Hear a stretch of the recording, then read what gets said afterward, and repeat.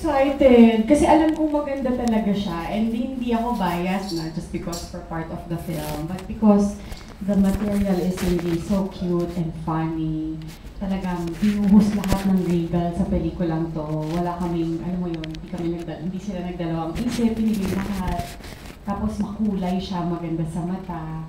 Ang strong ng mga artists na nakapaligid sa amin, sanay na sila sa comedy. Tapos, alam namin na yung end product, kasi kahit pa paano, pag nag-shooting kami, napapanood namin yung playback. Ang ganda ng quality, ang ganda ng shots ni Direk June. So, mas excited kami din kinakabahan.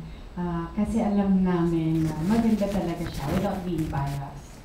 Yeah, I think we really, kailangan niya na tayo natin na, diyan, nakalakot tayo. Pumunta ka nila. Dati, kailangan natin talaga si Direk June Lana at si Carlo Mendoza. Yung pa-DOP namin, award me. Napakagaling talaga nila, inalagaan nila lahat ng shots. And you can see naman, it's really, parang ang ganda ng pagka-glossy na ginawa nila. And they had that goal from the script. Pagka-glossy, I was looking for that word also. Our director namin, award-winning yan. Excuse me, our director is award-winning. Hindi lang for being a director, but for being a writer. DOP namin, back-to-back award-winning din yan. So, oo nga! Tama! Ako bigla. I keep forgetting. Ay, hindi pa siya nakalag-isip. Nagiging lira na tuloy ako. Pero maganda siya. Maganda siya sa mata. Masakit siya sa tiyan dahil nakakatawa. Tapos masarap sa puso dahil nakakakilig. Uy, maganda yun! Nakakabitin yung mga yung mga patigin, di ba? Mapapanood namin sa ganda ng mic stand ko. Hindi ka sa dubbing, di ba? Pag on the set, after, mag-take. Tapos playback, sa dubbing, lahat yung mga parang teaser na rin para sa amin yung mga ganun eh. Parang kami tuloy, excited kami na mapanood na yung movie mamaya. And my last question na lang. Ano yung... Ako naman. Kota apat. Kaya kota apat eh. Ano yung sa tingin nyo na mas dapat abangan ng mga tao na scenes na oo, nakikiligin talaga sila, maaalala talaga nila maglabas nila ng sinihan?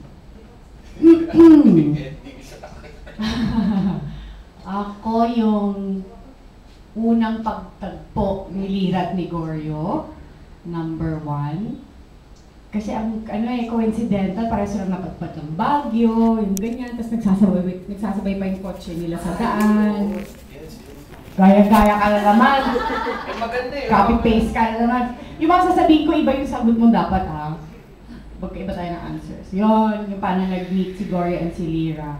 Yung chances na nagkakasabay sila, nagko-cross yung paths nila. Pero hindi man sila magkakilala. Tapos, yung mahabang conversation ni Goryo at ni Lira sa isang maliit na hotel. Wala, sorry ka. Kasi na-stranded sila dun sa hotel na yun. Imbis na natulog, ang dami lang nilang pinag-usapan about their love lives. Tapos, ano pa? Lahat ng eksena ko hindi ko Joey, promise, nakakatawa kasi sobrang galing niya mag-adlib, yung wala anong layo dun sa script, pero nakakatawa pa din. Tapos, ano pa? Wala! What? Yun lang. Sige, yun na lang muna. Yes. Yes, Tom? Saan na dito? Yung ending. Yung ending. At saka especially yung mga surprise moments na feeling ko yung mga montage, yung moments yung pero keep din yung picture na. At saka yung kanyang sexy body, dapat abangan nyo, nararampa siya ngayon sa swimming pool. Sexy body talaga. Abangan din nila yun. Thank Thank you. Hi, I'm Nicole from chubbychitchat.com. My question is for Tom. Bilang sabi mo nga kanya sanay ka na rin sa comedy and all, tapos nagdadrama ka rin. Dito kung nag-comedy ka dito, ano yung may ginawa ka bang bagong atake dun sa role or? Siguro it's always the challenging part, kahit comedy is always trying to ground it pa rin and make it believable. Yun yung talagang mahirap eh. Kasi you can't just swing all the way na maging parang cartoon character na, and you can't go all the way naman na super serious din. Parang ang hirap maghanap ng balance minsan na for that kasi of course you're still shooting, they're still real people, kaya you have to still give justice to the characters as if they were real people. Kaya yun siguro, always trying to find a way na magawa ko yun ng tama. Kaya yun, depende sa attack na rin. Okay, and then for the both of you, kasi naka-build na kayo ng sa My Husband's Lover, di ba? Naka-build na kayo ng fans for the three of you kasama, including si Dennis, di ba? And this time, dalawa lang kayo. Nararamdaman nyo ba na yung mga fans nyo, todo pa rin yung support sa inyo kahit wala si Dennis dito? At saka in what way? Sa social media ba? Actually, mas better siya sasagot, di ba? Kasi Tom din, tas Tom Carr, na caught in between siya, pinag-aagawan ng dalawa. Dapat na siya isa. Hindi, actually, parang wala nga akong, I didn't notice any disparity at all or anything. Kasi, ano pa rin, ngayon pa lang, sobrang init, no? How supportive they are. Talagang full force na mas dumami nga na I'm so thankful, I'm so happy that ganun yung pagtanggap nila. Kahit sa mga moso, di ba, it's so unbelievable how many people are there. And sometimes, since it's far away, they line up hours before pa, so they'll be there waiting for us for hours. Nakaka-inspire, nakaka-believe na grabe, who are we for them to show us that kind of love? And we're just people just like them. And for them to be willing to give up their time, time out of their day, na pumunta sa mall shows, and to go to our guestings, kind of, sarap. Okay, thank you. Hila mo lang tinanong na yung okay na.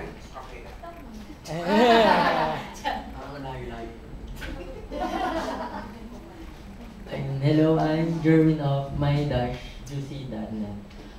As mentioned earlier, kasi di ba na-transition kayo from heavy drama of My Husband's Lover, and ngayon naman rom-com dito sa So It's You. So, sa tingin nyo, para sa inyo, anong mas gamay nyo? Heavy drama ba or rom-com?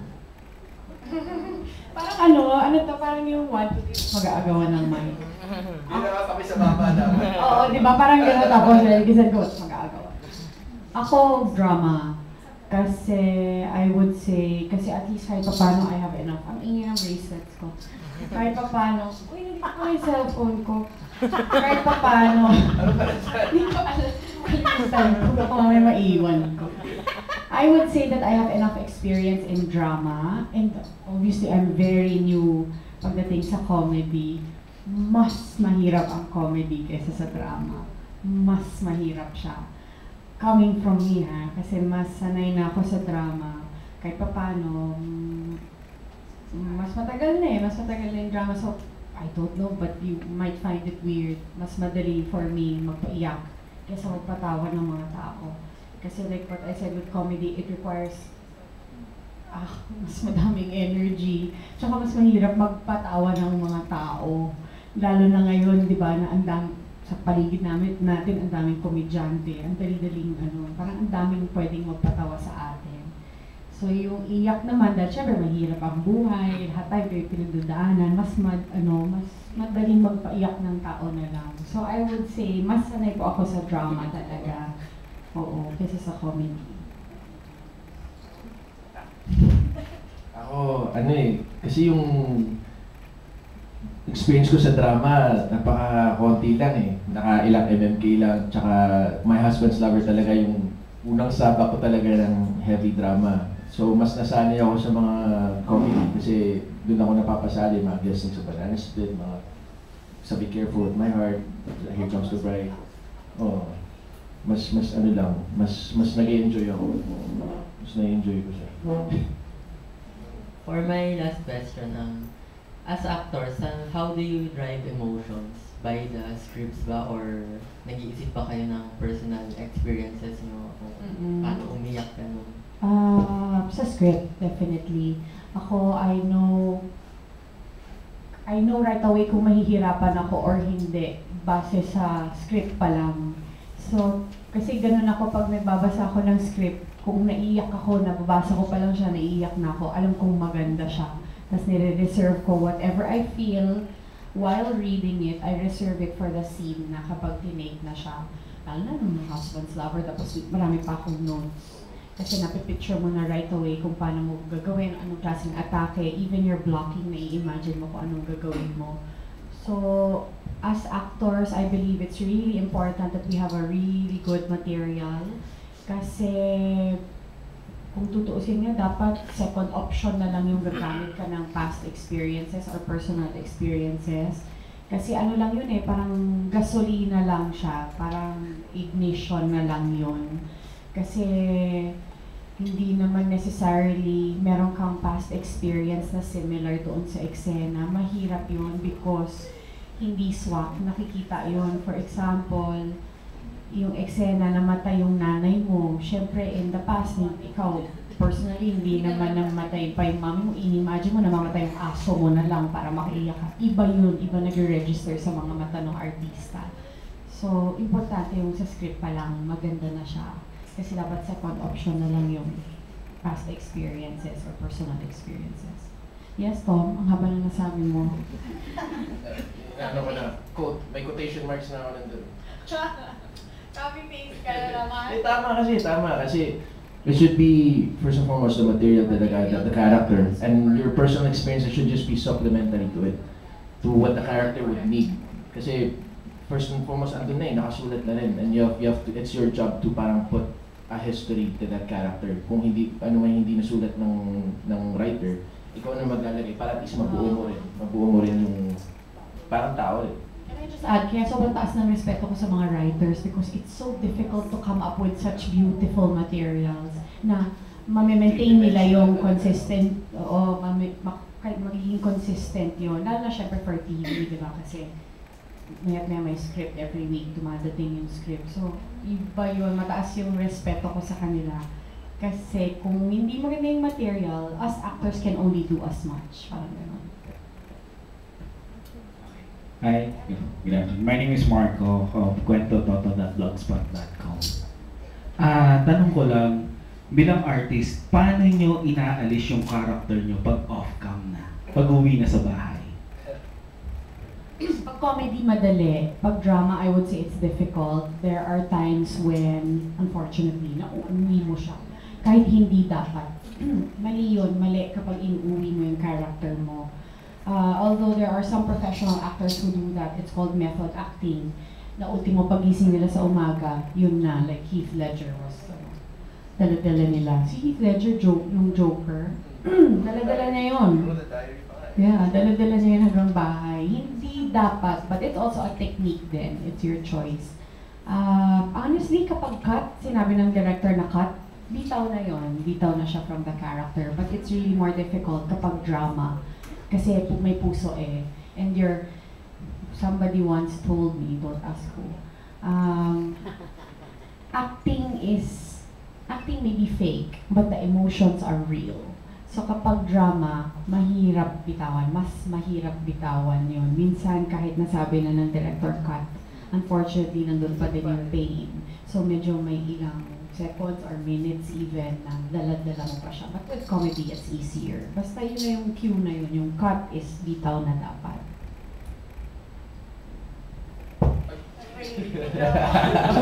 Pantay natin.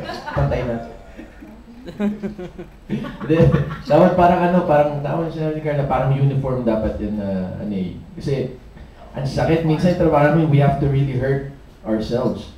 Kasi like Carla said, it may be fake, but the emotions you feel are so real na sometimes nga, if you're not giving enough of what they're asking for, but to you, that's like the most hurt you've been. Parang, ano pa ba?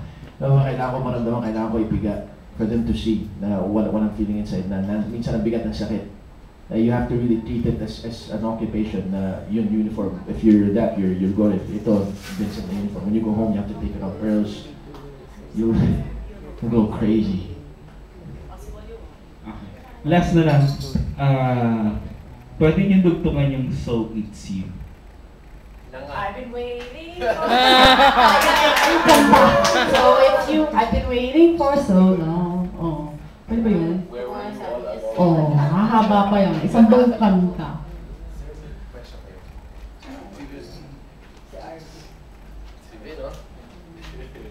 Hello.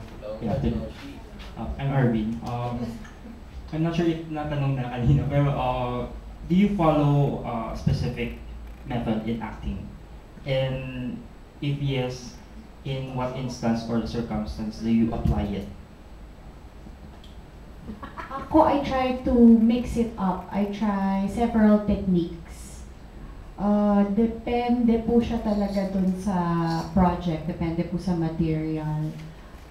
May opportunities then, I would say siguro once a year that we would have workshops. Tapos, matitrain po kami sa mga panibagong techniques. There are some techniques that are taught to us kapag may workshop na bago. Meron naman pong, parang basic na that it's already there, that we've known ever since the beginning pa lang, starting out as an actor. So, I never stick to just one technique. I try to mix it up a bit. Depende po talaga dun sa sa project, sa material, and what is required of or from us. Kung ano po yung hinihingi sa amin ng director. An example would be siguro si My Husband's Lover. First time kong nag-method acting nun. First time kong mag-try. Weird siya, pero may mga times na nasa kwarto ako, tapos parang may kasama ko. Parang kasama ko sa kwarto si Lali. Parang ganun, kulang na lang kinakausap ko yung sarili ko. May mga times na ganun. So, first time ko yun ever mag-try ng method acting in My Husband's Lover. But it really depends on the material and kung ano po yung hinihingi ng director. So, as much as possible, mag-try ka ng different techniques para makita mo din kung ano yung forte mo, saan ka mas comfortable, saan ka sa tingin mo mas nadodraw yung, yung skills mo, yung ganun. So, maganda din na paiba-iba para you challenge yourself and you don't just limit yourself to just one, Kasi magkakabisado ka na ng tao, alam na ng tao pag pinapanood ka nila, ay, ayun naman, gano'n na naman, the same. So maganda na iniiba-iba. Tama. And I don't think it's exclusive to just acting. I think art in general, they all share that same you have to really mix it up. There are so many techniques, so many different methods available to us artists, and that's why there are no two artists that are the same. Parang kahit si Bruce Lee nga yung nagsabi, when it came to martial arts, it's so, back then it was so rigid, no? You have like so many disciplines and they just really stuck to them. It was Bruce Lee who broke the mold. And he said, you have to make it cater to you, who you are as a person, how you express yourself. So you pick and choose. Kasi kung ano yung gagana sa'yo, hindi gagana sa iba. And you would never know unless you try it out. Kagaya ni Carla, she tried method for the first time in My Husband's Lover. And for me, My Husband's Lover was definitely a first for me. It was the first time na really, well, not build a character from the ground up, but to try a different method, yung Ivana Chabak method. That was the first time I really used it for Vincent. And I learned some stuff there. And a lot of the stuff naman from the book ended up not applying to me. So you supplement it with other things that you've learned. Parang ganun lang. Siguro parang puzzle piece. Saka maganda na there are so many techniques, there are so many disciplines in acting. Tapos, kung meron lang din kami talagang time, yung magandang mag-enroll talaga. Like si Bianca King recently did that. She studied in, where was that then? At Ava? Basta she went to the US. Kahit short courses lang, ganyan. That would be so nice to learn new techniques. Pero although si Stella Adler, regularly may workshop, mahal lang, grabe. But it's worth it. So, buti na lang naman kahit pa paano, there are classes, there are workshops na readily available. It's not available year-round, pero maya't maya meron naman eh. Yun lang din kasi for us as actors, we could only wish we would have time to really dedicate ourselves to mabuti na lang, like with My Husband's Lover, walang ibang pumasok na sa gabal na anything, no other TV projects, wala masyadong movies, kaya method acting requires 100% concentration and dedication. Even bench load, si may 100 bench. May mga pumapasok na projects before sa My Husband's Lover. So nasasabi ko sa kanya na, ang hirap na today ako si Lali, tomorrow iba ka na naman. Sobrang mahirap yun, lalo na kapag method acting. So buti na lang, my manager is understanding enough na, oo nga, parang napapansin ko si Carla, as she's so focused as Lali. So, minsan nga nag-text pa sa akin si Tito Arnold, sabi niya, are you okay? Don't bring Lali home. Gumagano'n siya. Kasi nakikita niya nag-work. So, buti na lang, he was understanding enough not to insert other distractions, mga gano'n. So, But yeah, as much as we would want to learn more techniques, we would want to enroll in classes kung meron naman. Maganda yun. You mentioned that